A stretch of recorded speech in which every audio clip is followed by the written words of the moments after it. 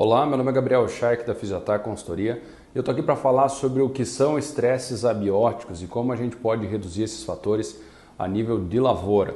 Bom, primeiramente, estresse abiótico, como o nome se refere, eles são todos os estresses, as dificuldades que a lavoura passa que não têm caráter vivo, né? Que não são bióticos, que é o caso de insetos, de doenças, de pragas de um modo geral. Então os abióticos eles estão mais relacionados ao clima e normalmente o que a gente sofre mais ou o que a gente vê acontecer mais são os relacionados à restrição hídrica, né? As culturas elas têm no seu metabolismo a necessidade de uma grande quantidade de água e no momento que falta água a planta começa a esquentar e reduz significativamente a sua capacidade fotossintética, que em outras palavras é algo que vai afetar a produtividade como um todo, a planta não desempenha bem. Se a gente estiver falando de soja, ela tem uma redução da taxa de fixação biológica de nitrogênio e assim por diante ela começa a perder estruturas relacionadas à formação de planta, porque plantas são basicamente formadas acima de 90% com água, então toda vez que ela sente alguma deficiência hídrica, acaba sendo um estresse abiótico extremamente significativo e isso reduz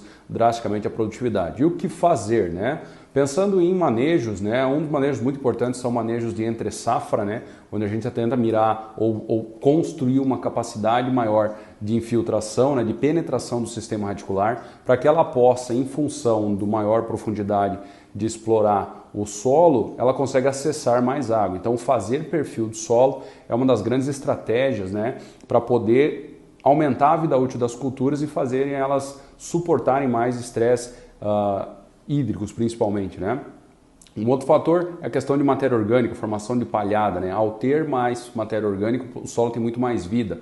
E trazendo isso para soja especificamente, né? Isso tem uma relação muito próxima com o desenvolvimento de bactérias que são responsáveis pela fixação biológica de nitrogênio, o principal nutriente para essa cultura em específico.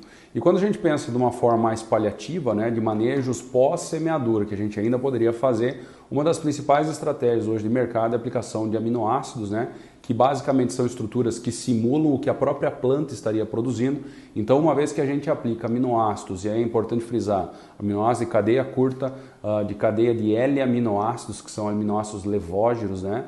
Eles têm uma eficiência em fornecer justamente para o metabolismo aquilo que a planta estaria produzindo naturalmente. Vale lembrar que aminoácidos são a parte final da absorção de nutrientes, então na prática o que a gente fornece é uma parte avançada do metabolismo que seria feito naturalmente pela planta e isso reduz, né, os danos causados pelos estresses, em outras palavras, recupera a área foliar das culturas e assim por diante. Nada substitui a água no sistema, mas algumas estratégias como o uso de aminoácidos pode ser bem-vindo em situações especificamente para a soja de baixa disponibilidade de nitrogênio, então todo aminoácido é nitrogenado, e da mesma forma em recuperação em função de algum estresse hídrico, né, ou estresse muitas vezes gerado pela aplicação deriva de algum herbicida de contato, algum ataque de praga, internamente na planta esses estresses eles são muito parecidos, por isso que as estratégias de manejo acabam sendo semelhantes.